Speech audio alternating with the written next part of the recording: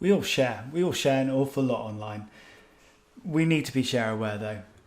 We need to think about the apps we're using and how we're using them. We need to think about, have we got the right settings?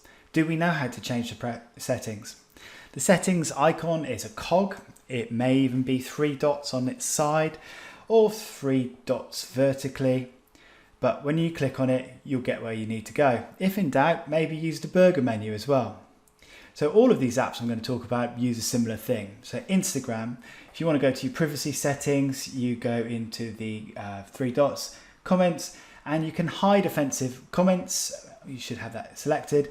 And you should definitely think about making sure your Instagram account is private to stop those freaks and weirdos finding you. Instagram's owned by Facebook, and like on Facebook, when you put your images on there, it's owned by the company and they can do what they want with it. You may notice that there's new things like Reels started last year on Instagram, and they tried to make it more video heavy to compete with TikTok. But also there's a lot more advertising, so people are slowly starting to move away from it. So who knows what the next app's going to be, but there is a commonality between these privacy settings and making sure that you are safe online. So TikTok's designed to be highly addictive, but what you probably don't really know is that actually it earns its money from selling your data to the advertisers. And so they try and make sure all the adverts are targeted to you.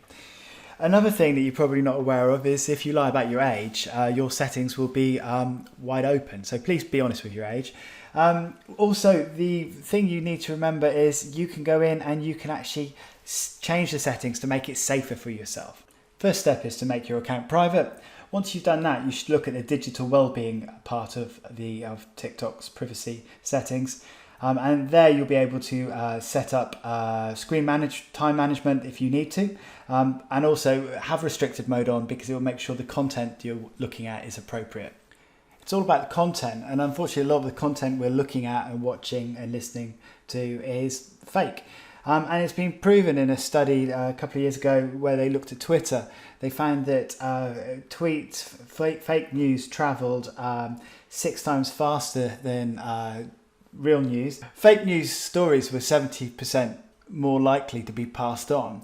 Now this statistic has always been the case. Bad news travels faster than good, but on the internet it gets a life of its own. So you kind of have a responsibility to check out that news and check, is it actually real? And there's a few things you can do to spot fake news. In this fake news story that went viral on Twitter and helped influence the election, it's claimed that Pope Francis endorses Donald Trump for president.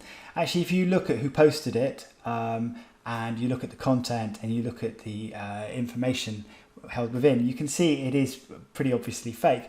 But either way, this story went viral. So you need to consider, is it an original account or is it a piece of content? Who shared this or created it? And why has it been made? What is the motive behind it? Sharing fake news is one thing, but sharing some content can land you in serious trouble because it's illegal.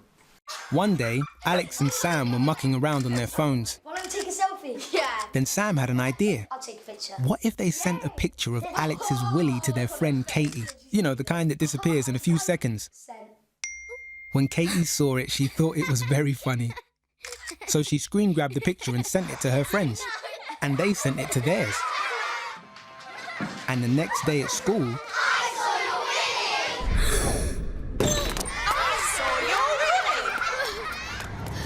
I saw your willy! Newsflash! The world sees Alex's willy.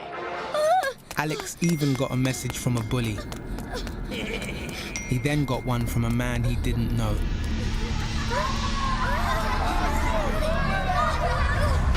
Sometimes children share things they shouldn't online, and the effects can be devastating. Help keep your child safe. Search Share Aware. Passing on indecent images of children is illegal. There are people that can help you with this. So you have Childline, obviously, you've got Sept, who you can report to, and you've got the NSPCC. You've also got loads of advice on the school website. But above all, if this affects you and you need any help or support, talk to someone. There's more fraud, identity theft, phishing, more scams going on more than ever. And a lot of it is linked to data, our personal data being stolen.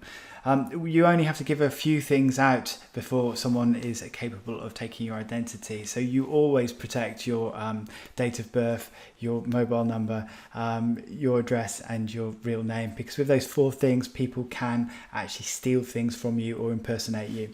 There are obviously people out there that wish you harm in some way, but it's important not to be fearful. If you're careful about what you share, you'll be safe. When Mia's out and about, she knows exactly how to stay safe. Stop, look and listen. You could say she's a bit of an expert. I don't go with strangers. Weirdo. But when Mia's online, sometimes she doesn't know what to do. Just like in real life, kids need your help to stay safe online.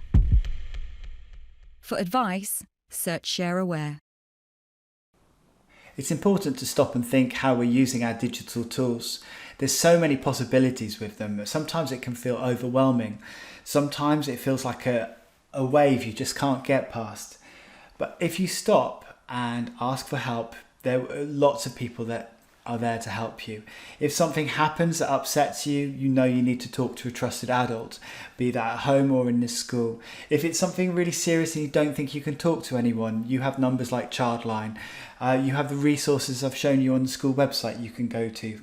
It's really important you're able to ask for help. When you're sharing things on the internet, really ask yourself, why am I sharing it? Who am I sharing it with? What may be the problems with me sharing it? Is this going to add in a negative way to the digital footprint that follows me around for the rest of my life? So please be share aware. It's not just onions that have layers. Good songs have layers. The internet has layers. And there's good layers and bad layers, and you keep peeling away the layers until you find the things you want. Just like TikTok, there are some good TikToks out there and there are some truly tragic ones. So enjoy the layers of the internet. I could be brown, I could be blue, I could be violet sky, I could be hurtful, I could be purple, I could be anything you like. I could be brown, I could be blue, I could be violet sky, I could be hurtful, I could be purple, I could be anything you like. I could be brown, I could be blue, I could be violet sky, I could be hurtful, I could be purple, I could be anything you like. I could be brown, I could be blue, I could be violet sky, I could be hurtful, I could be purple, I could be anything you like. I could be brown, I could be blue, I could be violet sky, I could be hurtful, I could be purple, I could be anything you like. I could be brown, I could be blue, I could be violet sky, I could be